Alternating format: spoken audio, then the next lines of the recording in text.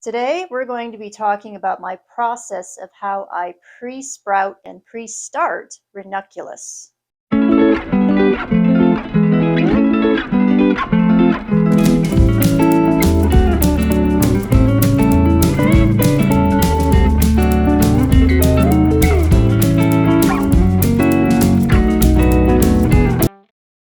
Hi everyone, welcome to the Garden Fix. I'm Kristen and I'm in Western Pennsylvania, Zone 6B.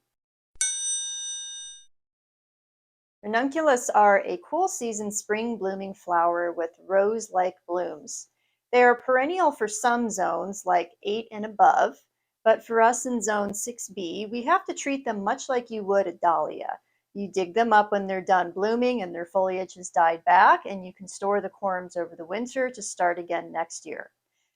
Last year when I did cut them back in July and I dug them up, I gently separated the corms because it looked like they were ready to come apart. Now, they were very small compared to some commercial corms that you would buy from the store. They were really small in comparison, so they probably didn't even need to be divided. However, out of 3 plants, I managed to get 9 corms.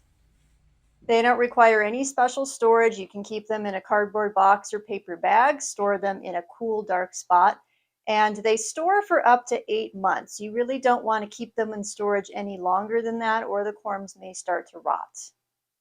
The reason that I'm starting them now inside versus starting them out in the garden is because where we are in Zone 6B, our average last frost date is not until mid to the end of April. And ranunculus need 90 days to start blooming after they've been planted. That doesn't really work for our area because it doesn't match up to when our average last frost date is, and then when the heat of summer hits, they will not survive the heat of summer.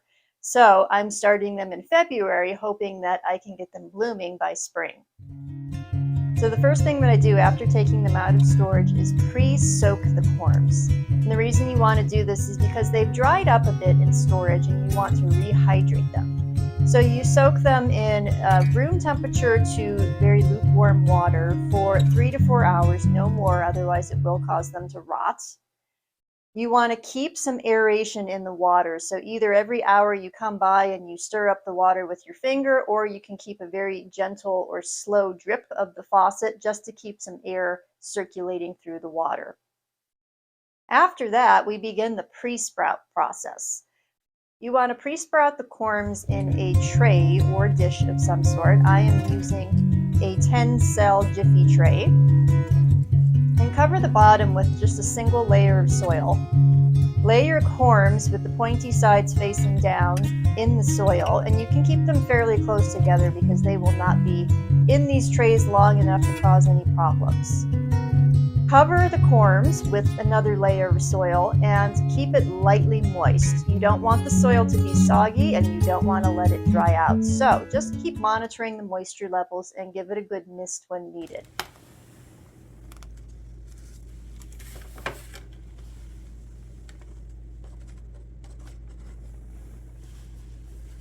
After about 10 days to 2 weeks, check the corms and see if there's any growth happening, if they've sprouted new fleshy white roots, or maybe you even see something emerging from the growth points.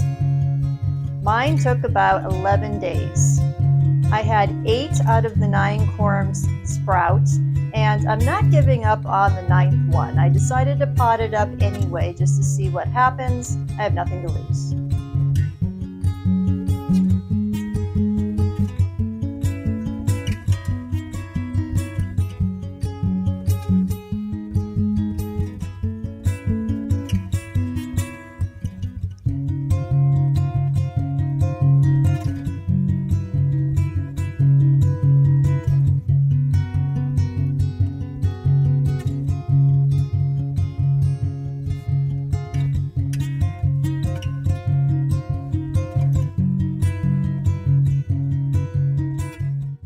So the next step is potting them up.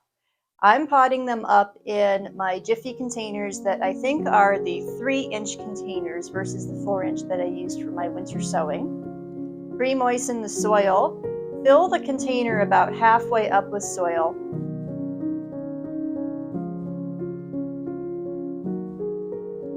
lay the corms in pointy sides down.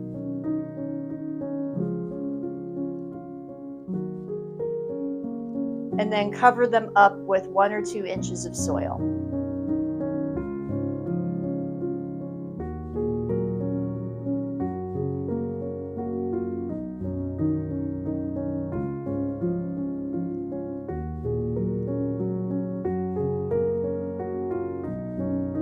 Keep the soil moist but not soggy, and then I have placed them under a grow light so that they can continue to grow on.